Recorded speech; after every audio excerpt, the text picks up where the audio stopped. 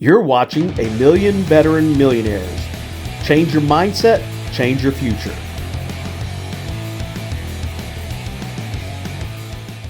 Hello, welcome. My name is Andy Valadez. You're watching A Million Veteran Millionaires. Change your mindset, change your future. Today, with Kathy Bowersock. She had the meritorious day off last episode. How you doing, Kathy? I'm doing great, Andy. It's great to be here, and I'm really excited about our expert today and what he's got to share with us, because some of the things he's going to share are things we've been talking about. It's very pertinent to today's business person. Well, you and I together make a dynamic team. When I'm flying solo, you never know where we're going to land. But you and I chatted, we had talked that there are a lot of folks out there. And of course, I've known Eddie for years that have a book in them. We've heard that readers are leaders, but what do you call authors that write books? So Eddie Foster is a Navy vet. He's got an interesting background that goes back decades in the music industry and the gospel, and he's worked with many authors. He also writes books himself, him and his wife, and he publishes for other authors. And we wanted to talk today about getting a business book published, but there's a lot involved. But he is also a Navy vet. So Eddie, thank you for being available for this Zoom chat today. You're welcome. It's good to be here. Yes, sir. So we were talking about some of the innovations in publishing. We'll save that for last, but Kathy, do you want to ask a little bit more about publishing and what's involved? And I'll jump in where the interest may lay. Well, sure. We have been talking a lot recently in some of our networks about writing books and how that is so helpful in growing your business. But, before we even think about using a book to write your business, I think it's important to understand what goes into writing a book. What should people be thinking about if they want to share their expertise? Can I take it in reverse order? You certainly can. You're the expert. We'll take it in whatever order you would like. Good. A lot of business people just don't get the idea that a book will build a business. Eddie Hyatt is a publisher, or was a publisher. He may still be. He once said that having behind your name published author is the equivalent of a college degree. So most of us that have college degrees figure we're through, but if we had published author behind our name, we would have more respect. If you're working for a company and you're known as a published author, your superiors have more respect for you, and the people that work for you as well. But so published authors, very important. And I'll just give you when I write books, I have to write books. I'm almost 82 years old, and I have to write books because I'm full of stories. I've lived so long, so I tell stories, and that's how I teach. But let's say that Jim's got an automotive repair place, and he's got a good clientele. He's got a good workman, and they do a good job, and business is going fine. But what would happen if Jim were to write a book about car care? And every time somebody went to the checkout to pay their bill and pick up their car keys and leave, the secretary would say, "Hey, Mary, Jim has asked me to give you a gift. He autographed this book for you that he wrote." She takes that book home and she reads this book on car care. Anytime she thinks about her car now, she's going to think about the guy that wrote the book on it. We even use that term. Does he know anything about it? Well, yeah, he wrote the book on it. So, and to write the book on it in the terms that I'm describing now isn't complicated. In fact, I've ghostwritten lots of books for people, and two of them were written for realtors, for example. And the first beginning of the book is about how I grew up and how I became a realtor, and then it starts into a thing about tips, and there are tips about buying and selling your house. And in fact, one of the ideas that I came up with was to start the book with a title about selling a house, and if you turn it upside down, there's a front page cover on the back that says about buying a house, and the tips work both ways. So you just, if you're not selling your house, you're buying one, you just turn the book over and read that part. So half of the book is about buying and half of the book is about selling. But when Jim gets that book written, he's got something now. You know, people say people throw away business cards. They don't throw away somebody's book. It's always going to be on the bookshelf or on the coffee table or somewhere nearby. And so that's part of the value that I see. Now, how do you write the book? The format of the book, there are many ways. The one that I just mentioned is a good one. If we stay with Jim, if I was writing his book, I would want it to talk about his childhood and how he fell in love with cars and which uncle or which granddaddy or which dad taught him about automobiles and what did he do in the military regarding automotives and how did he end up with a shop and why does he like what he does? And then we can, you know, we may end up with 10 or 15 pages like that, but we may then go into those tips, and you've seen them where there's some artwork and and you know, picture of a car and a big statement about how to take care of your tires, and the next page is how to take care of the interior, your upholstery, and how to take care of your paint job and all those kinds of things. And then in the end of the book, by explaining why I love working on cars and why my clients are important to me and why I like serving them and where I think the future of car care is going and what's on the horizon. And that's really all it has to be. It's not complicated.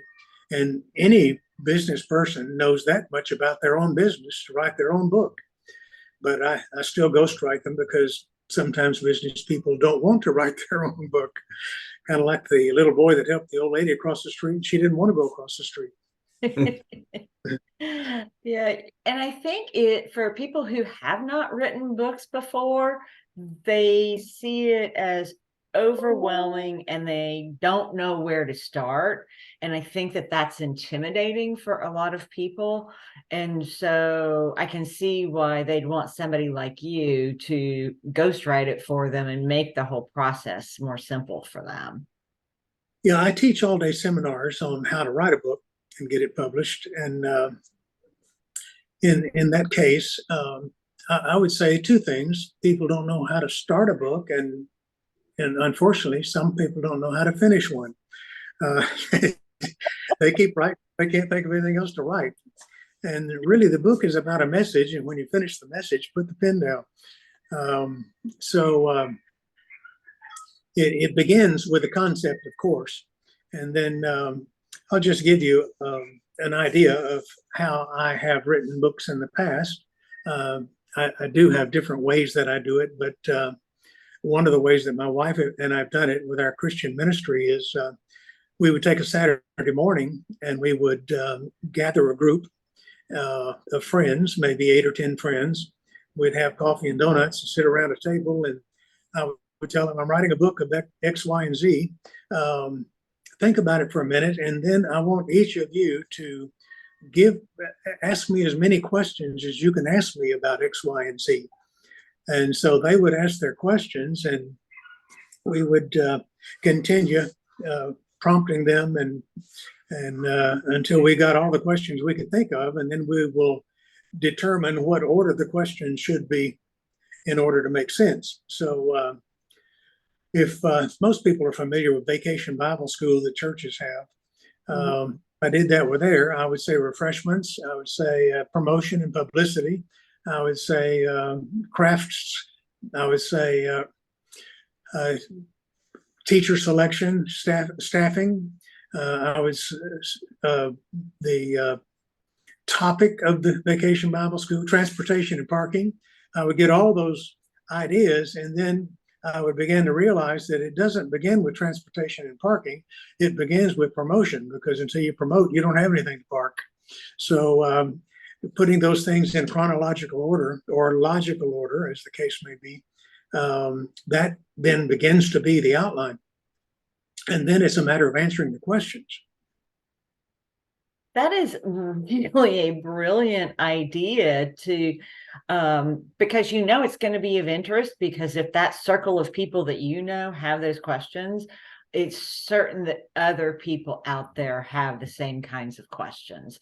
And so, and you need to be answering what people want to hear, what they need to know in your book. So that is an absolutely brilliant idea that I will probably use in the future as I'm writing some books. Well, you and I are familiar with AI, and with AI, I can go in there and say, ask me 50 questions about how to write a book, and it'll give me perfect questions as if a group of people were asked that question. So I don't have to buy donuts anymore. I can just go to questions, and then I can tell AI, put these in logical or chronological order, and it will actually do that too. And then I can say, write me 3 or 4 subtitles under each one of those questions, and it will do that too. And in an afternoon, I could write a book. We've come a long way with our technology, for sure. Yes.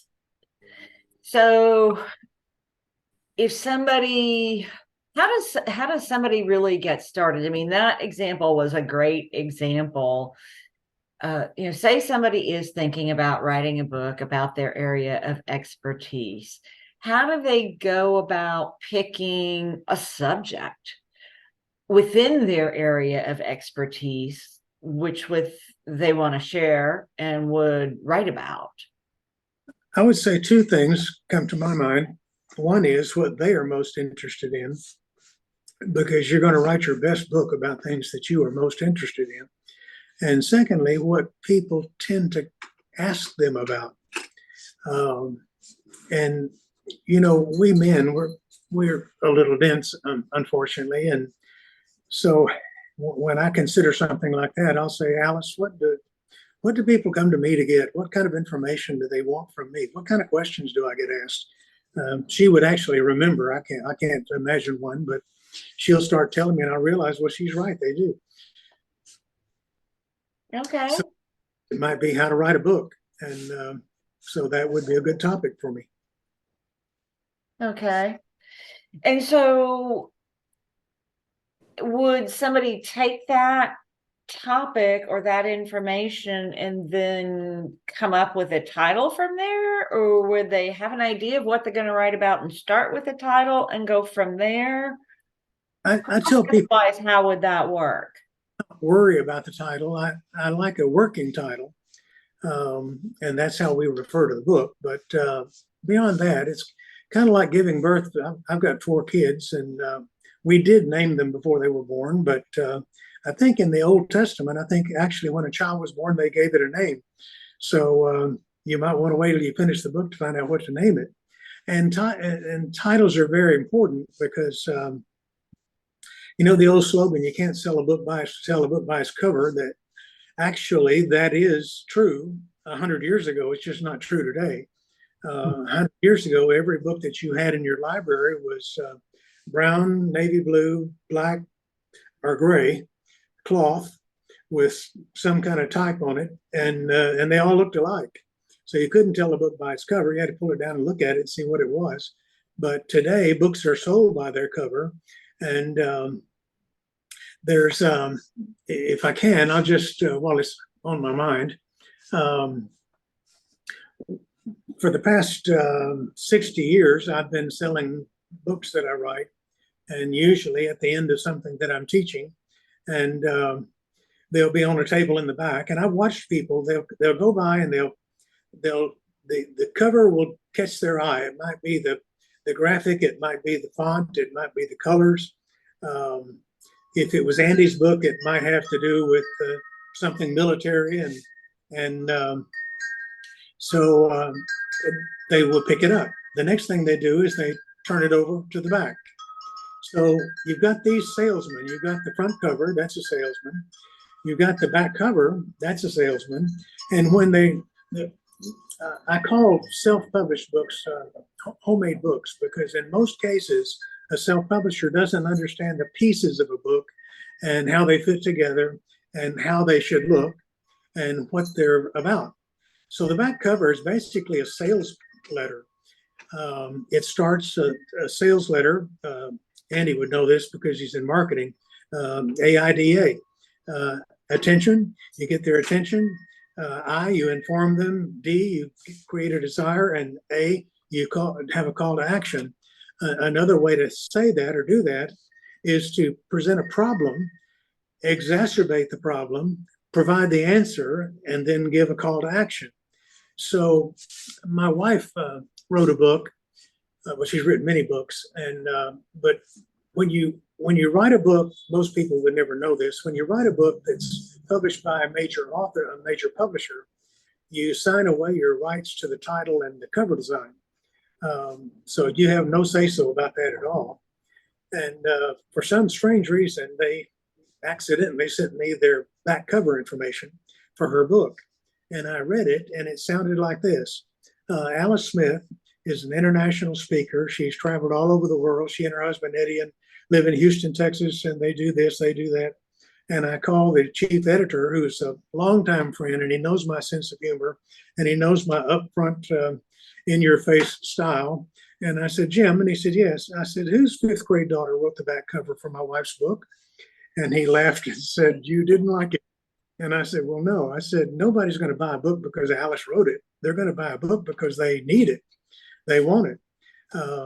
We have to remember everybody listens to the same radio station. What is it? What's in it for me? What's in it for me?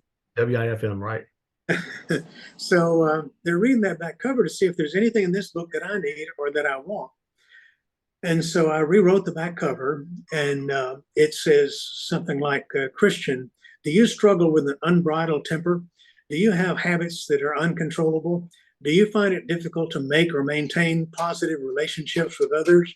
And so I'm giving them a problem, and then I will exacerbate it. And what's this going to be 10 years from now if you don't find the solution? What kind of life are you going to be living, and how happy will the people living with you be? In this book, Alice Smith, and I'm providing a solution. And then I'll end it with, grab your copy today. There's the call to action. Mm-hmm. And I will use some other marketing principles like the principle of presumption, which means I'm presuming they're buying the book. So I'll say, this is your toolkit. This book is your toolkit. This book these are your answers to. So I'm giving them ownership of the book, and they haven't even paid for it yet. So the back cover then is a very important piece that most people have no idea, how to do it and what it's good for. And the next idea is they will take the book, if they like the back cover and they're still interested, and they'll open it up to the table of contents. And by the way, things have changed a lot in publishing. One is we don't use the word table of anymore. We just put contents. And we don't double space between sentences anymore. We single space between sentences. So there are little things like that go on. But in the table of contents, the typical table of contents will say, Chapter 1, off we go, page 18. Chapter 2, here we are, page 25. Well, that's not going to cause anybody to buy the book. So if someone were to look at my book, for example, on Amazon, if they looked at my book, 10 Steps to Freedom, they would realize that it will say, Chapter 1, off we go, page 18. In this chapter, Eddie explains, so there's an introduction to the chapter in the table of contents page. So every chapter has every chapter on the table of contents has the chapter name, the page number, and a brief description of what you'll find in that chapter. And then one last thing about selling the book. I'm sure someone has, but I've never seen it. But in my case, Alice and I wrote a book together. And I wanted to make sure that we did the best we could to get published. And I think we all know today what a QR code is. And so I stood in my living room at the house, and I held up my cell phone and I did a little video. And the video was, the book you're holding in your hand is an important book if this is a consideration. And so I explained why you might want the book. And I looked to my left and I said, right, Alice? And what no one could know was she was not there that day. She was out of town.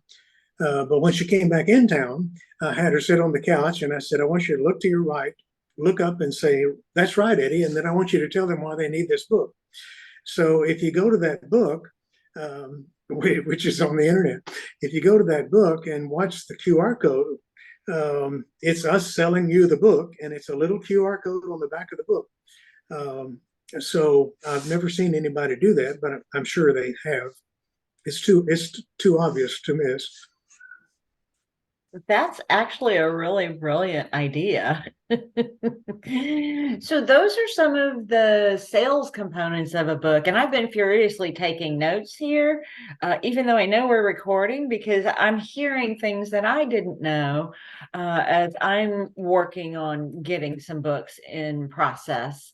And so you mentioned earlier that those are the sales and marketing elements of it. But you also said there are some other components that are really important about that you need to put in your book that most people aren't aware of. Would you share some of that with us? Yes, I didn't have anything specific in mind. Continuity, is that the right word?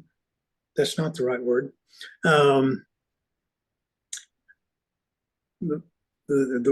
missed it. Maybe you mentioned the structure. There's certain things that go first, second, third, fourth, the acknowledgments, the forewords.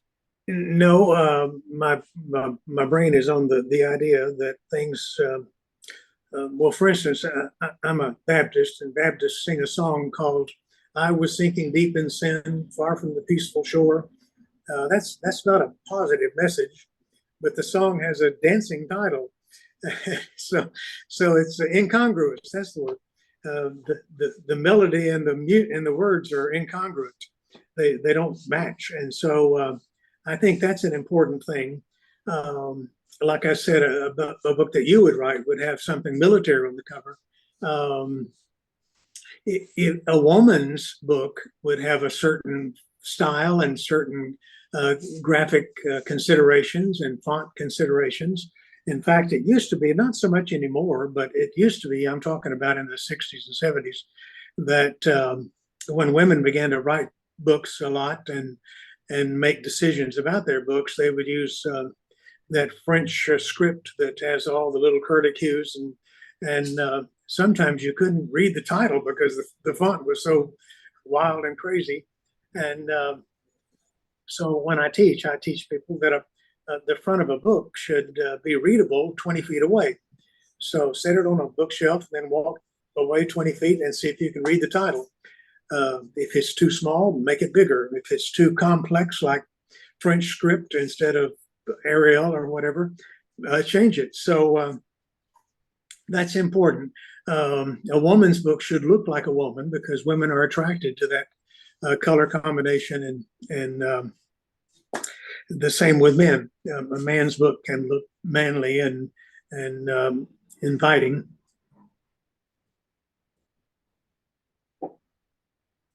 That's very interesting, because one of the books I'm actually in the process of writing is a relationship toolkit for men. Mm-hmm. So it'll be coming from a woman's perspective, but it's written for men. So that's something that's very important for me. So I've even got some ideas for cover artwork now. Yeah.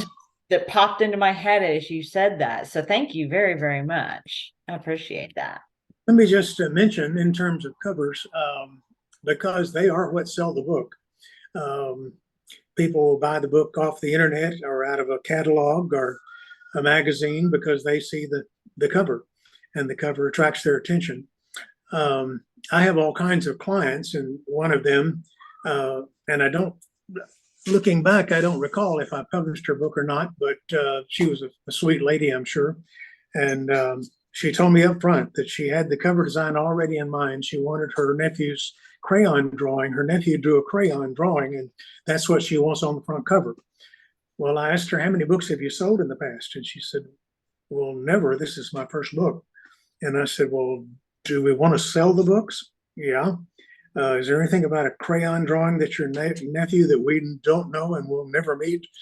Is there a connection there that's going to help this book sell? And of course, she couldn't describe it and began to realize maybe there wasn't.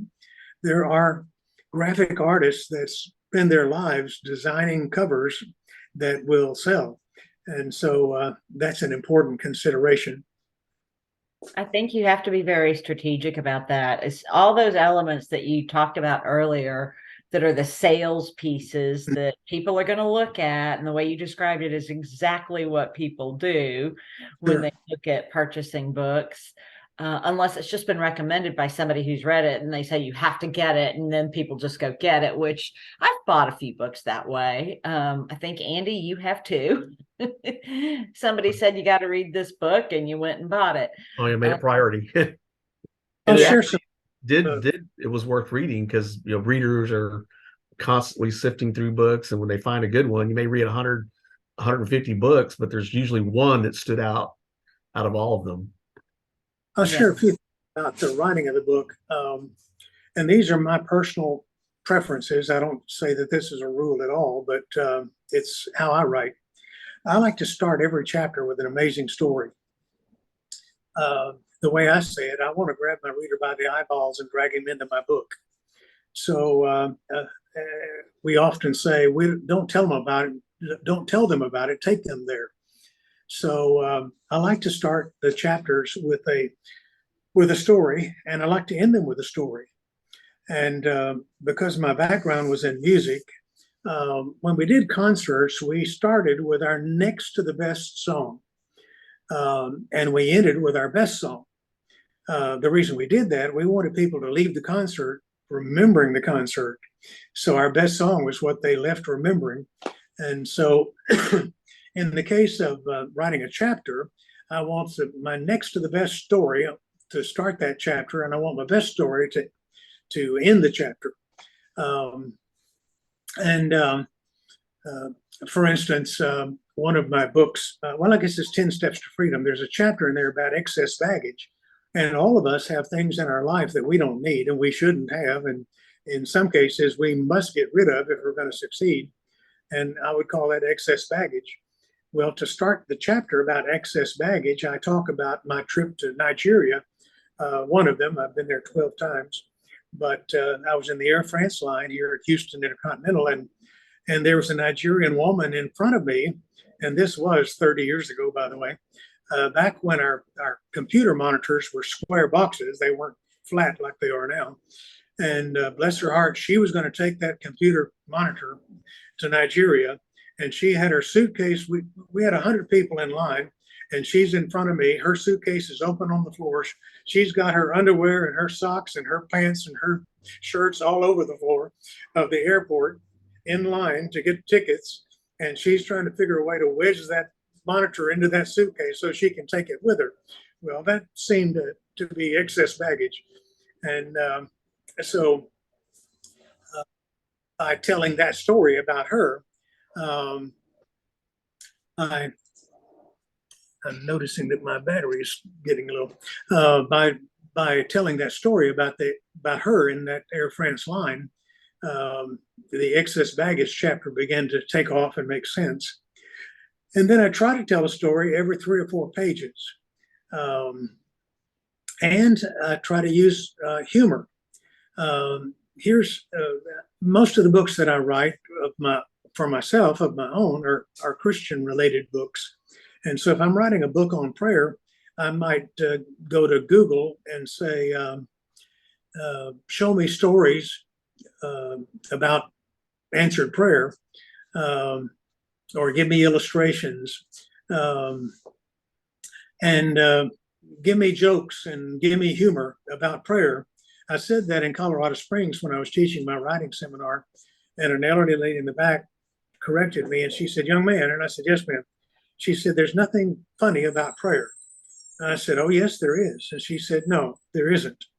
I said, "Well, grandmother had her grandsons with her right before Christmas, and after dinner, she said, boys, go upstairs, say your prayers, get in your bed. Remember, tomorrow morning, Christmas morning." So they went upstairs, and they were saying their prayers. The older brother prayed his prayer, and the other brother younger brother said, God, I want a horse for Christmas. I want a bicycle for Christmas. And he gave his list as loud as he could. When he finished, his older brother said, Jimmy, you don't have to yell. God's not dead. He said, I know, but Grandma is. So that was a funny story about two little boys praying from different points of view.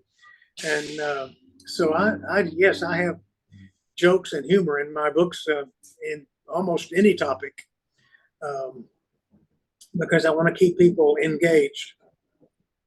It makes you more relatable. It makes it more like it's a conversation rather than you're just giving them information and they're drinking from the fire hose. There's information, story, information, a little humor, so it's all sprinkled in together, and it keeps it interesting and it makes it more readable.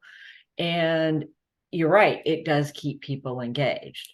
So what are some of the biggest mistakes you see people make when they bring books to you that they have already written and maybe they want your help publishing? Well, in every case, every book has to be edited, of course. I'll give two tips that people can use. In most cases, we don't understand, the average person doesn't understand the price of editing. When I've written books from major publishers, the editor was paid $3,000 or $4,000 or $5,000 to edit that book. So the average person, they consider that to be the cost of getting the book published. So they can't spend that to get it edited and then spend that to get it published. That's over their head financially. So what I encourage people to consider, there are several ways. There are lesser expensive ways to get published, but two programs that I have used and still use from time to time, just because it's quick. One is called Grammarly, grammar like not grandma, but grammar like English. Ask Grammarly, and gingersoftware.com. Ginger like the spice or the girl's name, gingersoftware.com. It's actually my favorite of the two because it's simpler, but they basically do the same thing. When you buy the program or rent the program or whatever you want to call it, and I think both of them have 14-day trials. So you could actually try it at no cost, and in 14 days you could easily edit a book. But when you download the program into your computer, the next time you open up Microsoft Word, and by the way, Grammarly, I think, does have an Apple version. I don't think Ginger does. But I use Microsoft Word. And the next time I open up Microsoft Word, there's a green G in the top right corner of the page, and that stands for Grammarly. And if I click on it, it will begin to activate, and it will literally proofread my whole book in about 3 minutes.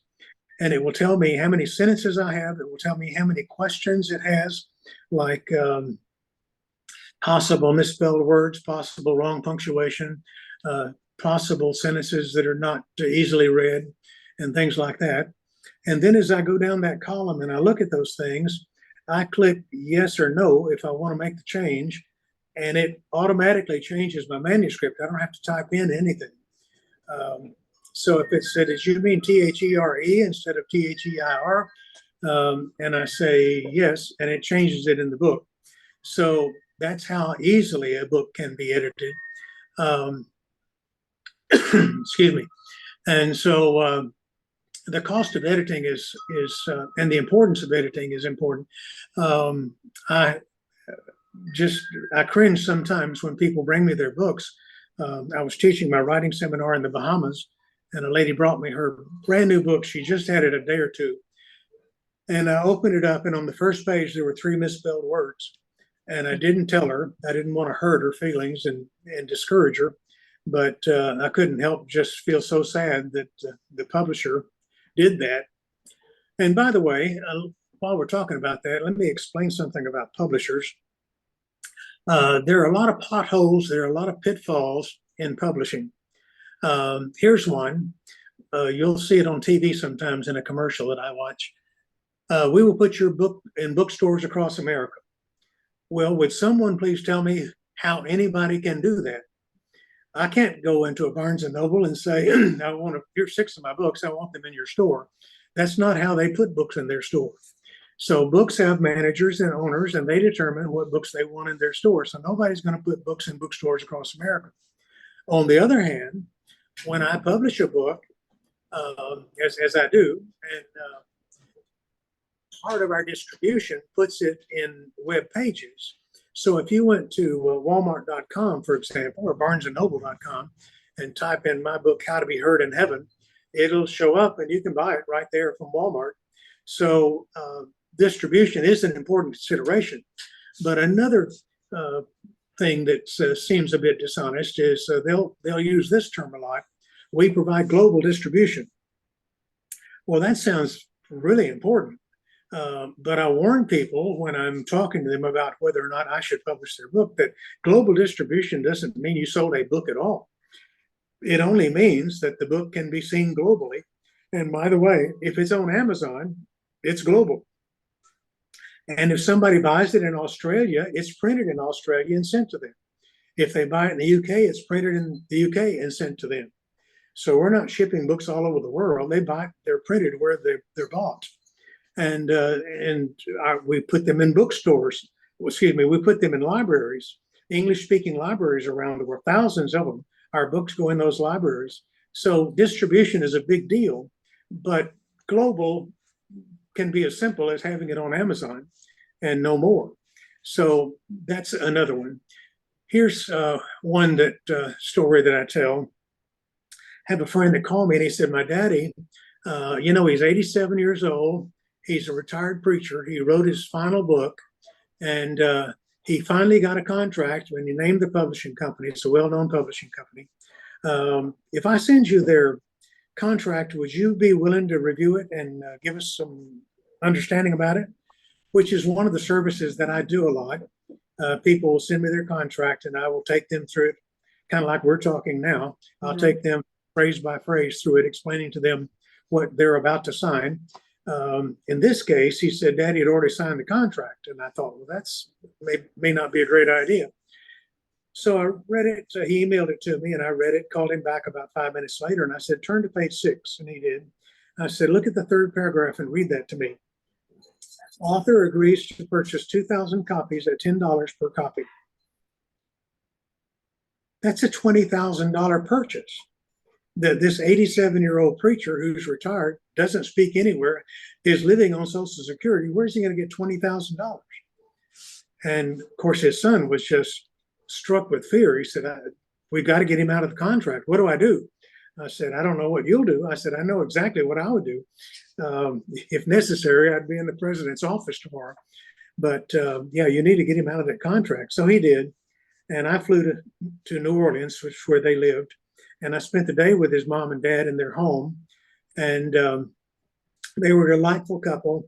I came home and I printed his book and distributed it, sent him copies. He autographed them, gave them to friends.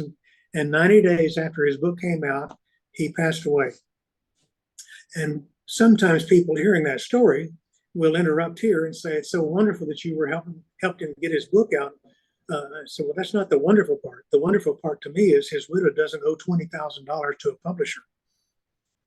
Yes. So some of the problems that we have, and we need wisdom and discernment, and we need good connections. And I try to be a good connection for helping people understand some of the dynamics that are there. We'll make your book an Amazon bestseller. We see that a lot. Well, let me explain that Amazon has probably close to 2,000 categories. I remember when they had 1,400. By now, they probably have 2,000 categories of books. And any one of those 2,000 categories of books will have a bestseller and a list of books in that category. It doesn't really mean much as a rule, because in some of the obscure categories, if we sell 12 books, we're number one in that category. So we're number one Amazon bestseller. Now, apart from that, there are millions of books on Amazon. And some of them are always at the top of the books. The 5 Love Languages is always at the top of the books. Purpose Driven Life is always at the top of the list. One of my wife and I's books, for a moment, long enough for me to see it, thankfully, was number 17 on Amazon, which is huge. We've had several of our books end up in the top 100 on Amazon, but that's not in an individual category. That's in Amazon as a whole. And that's a whole other matter. And nobody can guarantee that. And when you tell somebody that's never wrote a book and may not have any book writing talent at all and may not have much of a message to share, that you're going to make them a bestseller, that's really a sad way to treat people. Yeah, it seems like that's just a way to get people's money, and and what you're talking about we'll make you an Amazon bestseller. Everybody thinks that's the goal today. But like you said, with the different categories, anybody can be an Amazon bestseller, but the general public doesn't know that. So if people can say that, there's probably a little bit of value to that in marketing, because the general public doesn't know that.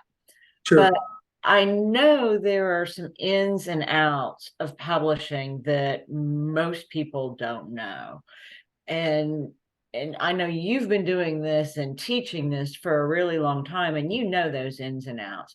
So what is your recommendation, self-publishing versus working with a small private publisher like you, versus working with one of the big publishing houses? What should people be looking at when they're making decisions like that? How much time do we have left? About 20 minutes. Oh, really? When somebody, if you were to call me today and say, Eddie, I've got a book, I want to get it published, what should I do? I get those calls almost daily. And the conversation goes like this. And when I tell marketing people like Andy and you what I do, they can't believe that this is so reverse order. Nobody would really do this, but this is what I do. I explain to them, you don't need a publisher. You can publish your book for free at kdp.amazon.com. And all you need to do there is get your book written and get it formatted and put the formatting of the book into kdp.com. Just follow the instructions. 15-year-olds are publishing their own books there. So there are considerations about doing that. You're self-publishing, of course. And the considerations are, make sure that you understand that the book has been properly edited. Make sure you understand the parts of the book, like Andy said. Which goes first? Is the foreword, or is it the acknowledgments, or what? There's 5 or 6 things there. How do I do those? I don't bother telling people how to do it. I tell them this: pull a well-published book off of your bookshelf, open it up, and do what they did. Yeah. So it's not complicated. Endorsements. Endorsements, yeah. By the way, just a word about endorsements. Endorsements can be very helpful if they matter. Sometimes people will bring me their book and they've got 5 endorsements. But when I read about it, one of the endorsements is their pastor. And only the people in the church really know him.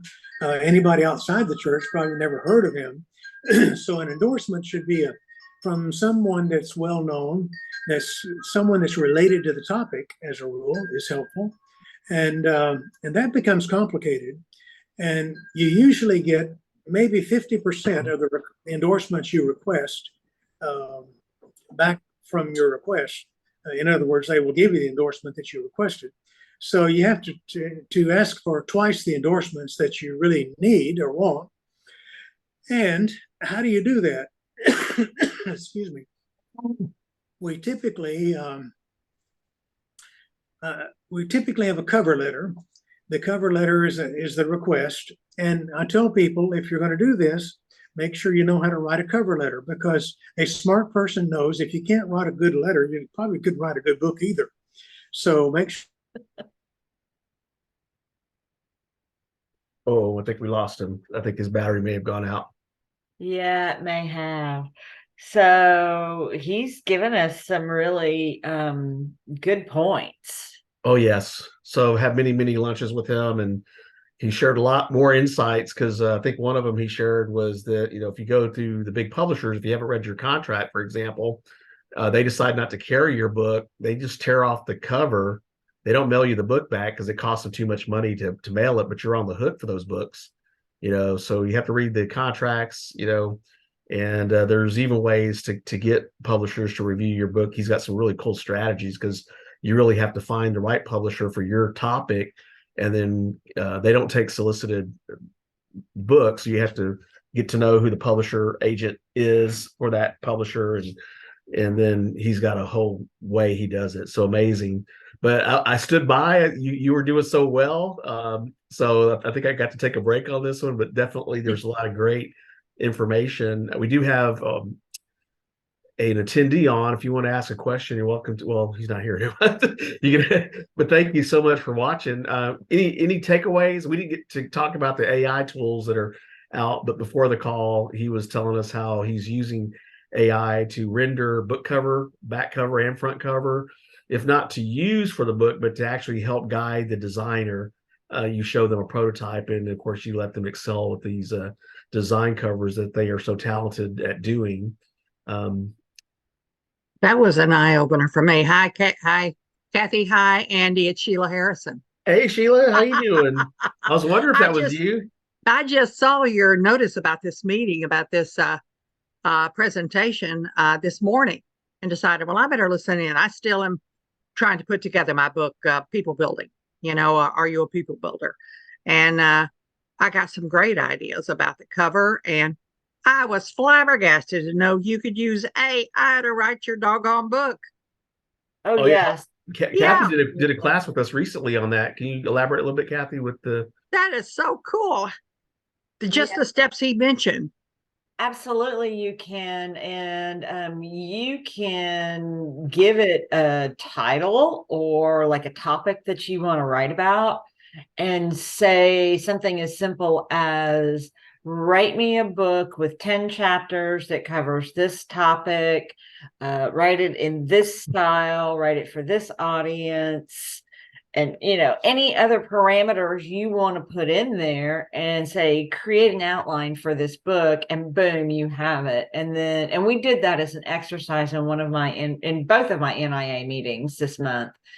And then you can take what it's given you for chapter 1 and copy that and paste it and plug that in and say, now write this chapter on these elements and make each one 200 words or however long you want to make it. And it'll fill that out. And then it could probably help you come up with stories and some humor as well. Yeah. Like he was talking about. I haven't played with that at all, but just like in everything in life, stories sell. So And also, after it gives you the good structure, the bones, you throw in your personal stories that led you to creating this book. yes. Yeah, exactly. Absolutely. And Yeah. here's the other thing, it may give you some things that you don't like or you don't want to include. Yeah. You take those out and you put yours in. Yeah. You don't have to start from scratch. Yeah. That way it gives you some idea for content. So one of the gentlemen that was in our meeting, in our veterans meeting, is a commercial general contractor. Yeah. He's just gotten started building his business. He'd never even heard about AI. So I said, what if we wrote a book around the subject of the things that your commercial contractor won't tell you? He goes, oh yeah, that's a great idea. And so I plugged it into my chat GPT and said, 10 chapters, the things your commercial general contractor won't tell you. And boom, boom, boom, boom, it did the outline of the chapters, and then had it write the first chapter based on what it had decided. And he's sitting there going, oh my God, that's perfect. That's exactly right.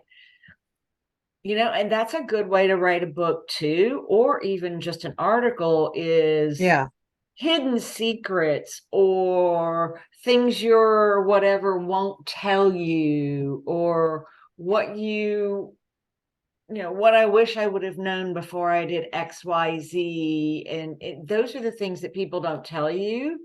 And that's another tack to take when you're writing as well. Well, Sheila, you need to get your book written. I mean, you had so much for the audience that doesn't know. Sheila Harrison used to have the CEO show, and both Kathy and I know. Oh my gosh, yeah. Also, the Houston Business Guide. So you used to do a lot of networking and connecting folks. So I'd love to read your book one day. Yes, me too. Yeah. Sure.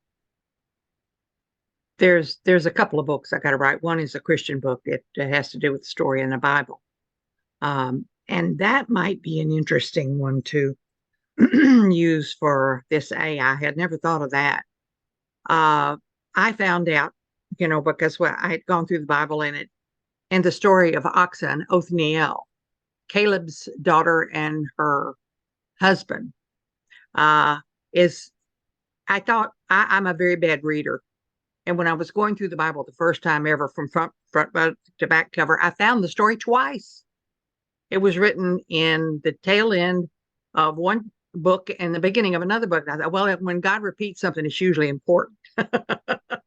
So I got into it, and I've had this notes and everything I've been compiling for a long time. And the other day I did another Google search, and I found out way back in the 17th century, one guy wrote 2 volumes on that one story, both volumes 500 pages long. Oh my goodness. So there must be something in there. Well, you bring up a good point. Someone had mentioned when Amazon first got started, they went and bought from libraries books that were out of print. So the only place you could get them was at Amazon. Yeah. And the other thing to consider for AI is that they do review these books to see if they have a certain percentage of AI or not. So there are scrubbers that help to clean up the book a little bit. So you definitely want to get that would be prototype good. out and then tweak it to your style and your uniqueness, if you will.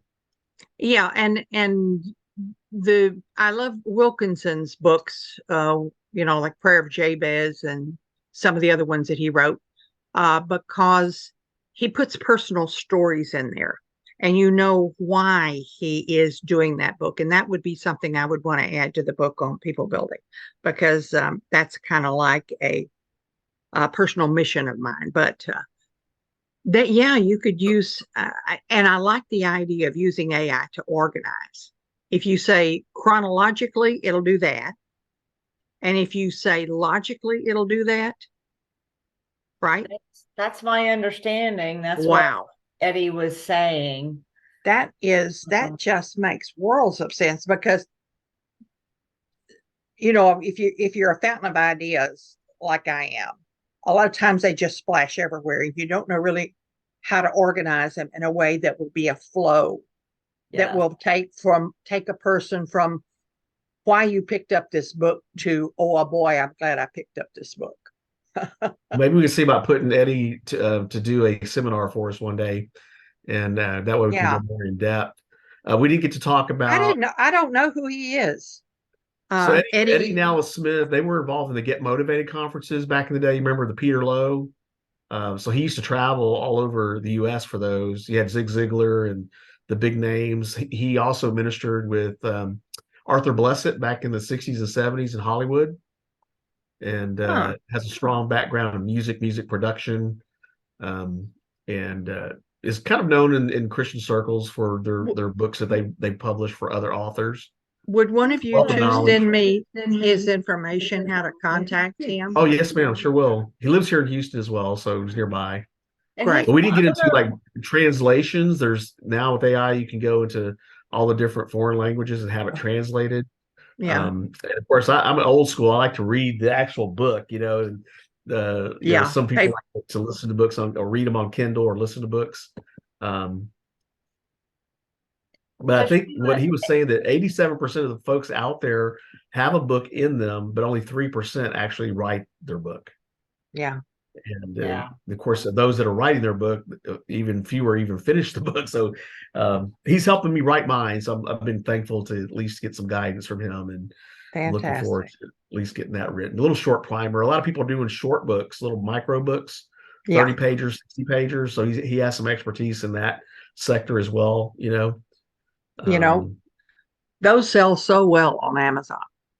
People yes, will he said you buy can those release little, them. yeah, how-to books are just wonderful. A lot of people prefer them to longer books because if they're looking for the answer to a question, those short how-tos are very successful. Yes, and you can release the book in series of micro books that adds up to a Yeah, whole book. So yeah. that's another thing that he's chatted with me about as well. And then I think I read a statistic that 27% of Americans read about 10 to 12 books a year. But that may Mm, be changing because I did see another article that people the next generation are starting to read more books now as well. that's good.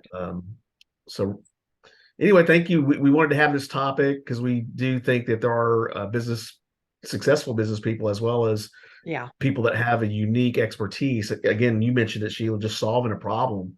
You can, of course, YouTube solves some problems too, but some of it you can't do that on YouTube. You got to write about it to get more detail. I yeah, but guess and share your knowledge, you get quacks on YouTube that are going to try to help you solve your problem. right? Have you noticed that? Yeah, there can be some issues with that, but writing a book does so many things for you as far as helping you grow your business. Yeah. One, it gives you tons of credibility because you are now seen as the expert. Two, it becomes your business card. Hmm. Three, it's a whole other revenue stream for you. Hmm. Four, you can get yourself on speaker stages and get paid to speak as well, which helps spread your word, helps spread your credibility, helps bring clients in the door, and that's another revenue stream for you. And so there's so many people out there who don't understand all the advantages of writing a book to help you succeed in your business. And so I think it's really important that we get this subject out there for people who are wanting to grow and scale their businesses. Andy is looking to work with people who want to go to 1 million to 5 million, and certainly I'd like to work with those people as well. Yeah. So doing some of the things with a book would certainly help you get there, because the more you can build that credibility and get known for your expertise in whatever circles you need to be known in, clients will be coming to you versus you having to seek them out.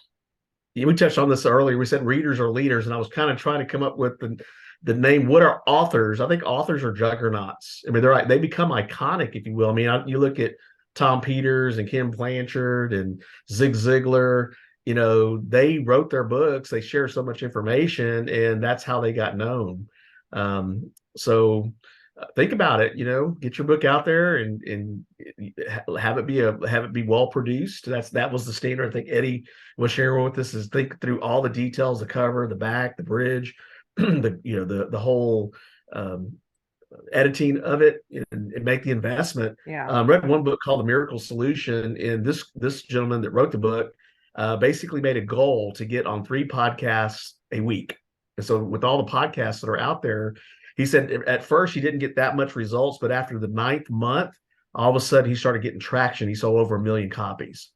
And so it was just consistently getting on 3 podcasts, rain or shine, so to speak, and just didn't care about the results. He just made it a goal, daily diligence. And then, now he's sharing the insights of that book is really amazing. I think it was recommended by one of our members, Kathy, Christy, or one of the attendees, Christy Martinez. She goes, "You got to read that book. That was the most life-changing book." So I made a priority for that particular book. And there's a lot of books out there that, that are written back in the 20s and 30s and 40s that, As a Man Thinketh, I think that was a life-changing book. A buddy of mine recommended that book last year to me.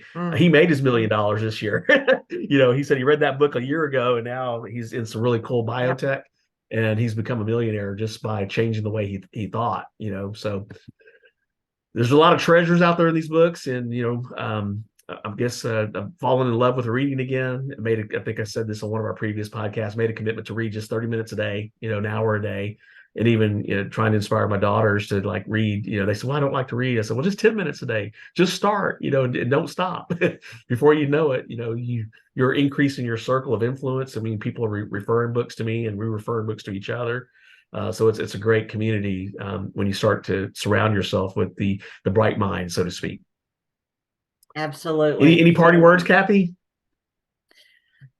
Just that I think it's really important if you are looking to grow your business and you want to scale it. There are so many things that being a published author will do for you. Another thing it will do on top of all that it'll do for you for your business is it'll help build your confidence in yourself and what you have to bring to the table as well. So I would highly recommend, if you are looking into writing and publishing your book, if you would like some help, reaching out to Eddie and Worldwide Publishing, and he will certainly be able to take you through that process and make sure that you get a great book out there. Anything All right. that you Thank want you so much. say Thank and you. wrapping up, Andy? Yes, well, thank you for being my awesome co-host. You add so much to the conversation, and things that I never think to ask, you ask, and we make a good team.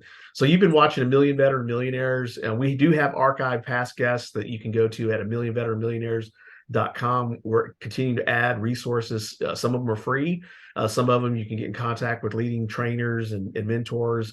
We do have a bookstore on the page as well. And we're always looking for guests. So the model is every fourth Tuesday of the month. We change the time to 3 p.m. Central Time. And so we're always looking for guests to book. Right now, I think we're working to get Todd Smith. I need to touch base with him. He was Wolfman Jack's son. And I found out about Todd by reading Wolfman Jack's book. He unfortunately passed away years ago at the age of 56, I think he was.